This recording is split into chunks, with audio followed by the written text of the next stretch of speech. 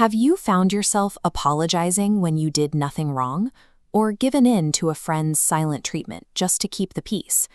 You might even recall walking away from an argument completely confused about details you were certain of moments prior. This is what emotional manipulation looks like in practice. It doesn't rely on physical force. Instead, it operates as a covert hijacking of your feelings and your perceptions. In these moments, you experience the illusion of free will. You believe you are making logical choices to resolve a conflict. In reality, someone else is pulling your emotional strings to dictate your exact actions. Recognizing these invisible methods of control is the prerequisite to protecting your decisions, your boundaries, and your mental peace.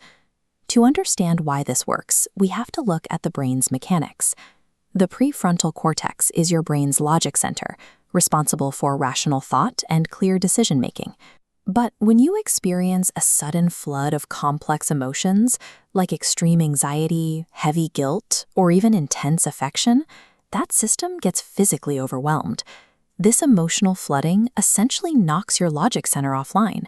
You lose the ability to analyze the situation rationally. This exposes a massive blind spot. Manipulators do not attack your logic. Instead, they bypass it entirely by targeting 3 primary human emotional vulnerabilities.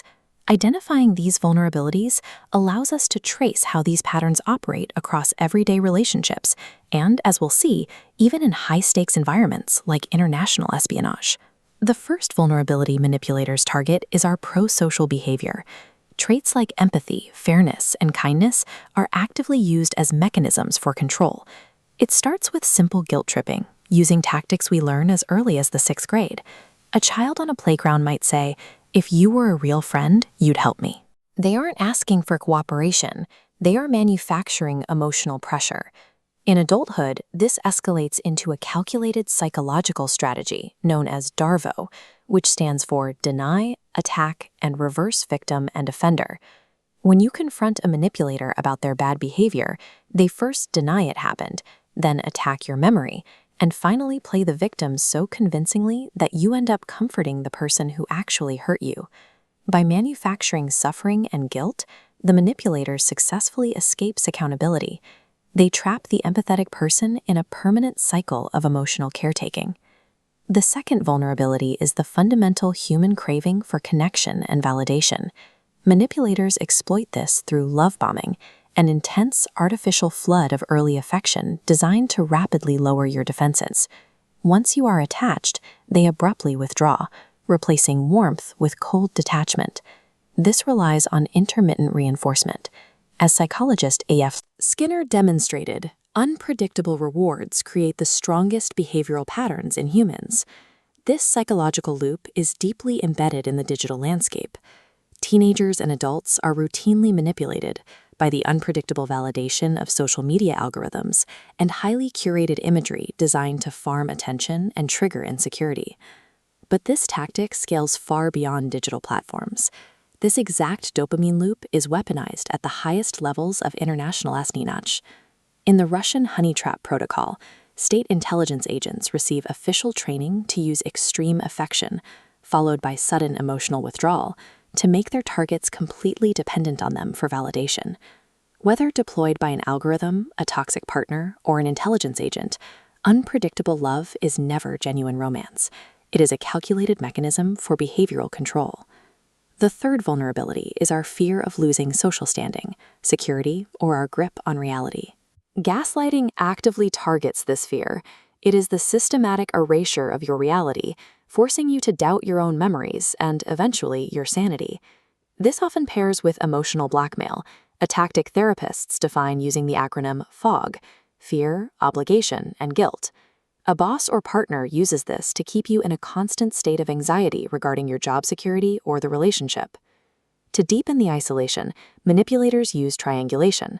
They invent a third party, claiming everyone else in the office agrees you're too sensitive, to instill a deep fear of rejection. These fear-based tactics strip away your self-trust. Compliance feels like the only path to safety, leaving you entirely dependent on the manipulator for reality. There is an essential realization. Falling for manipulation does not mean you are weak or broken. It means your pro-social traits, your empathy, and your desire to be fair were used as a backdoor into your mind. Your first practical defense is to trust your physical gut reaction.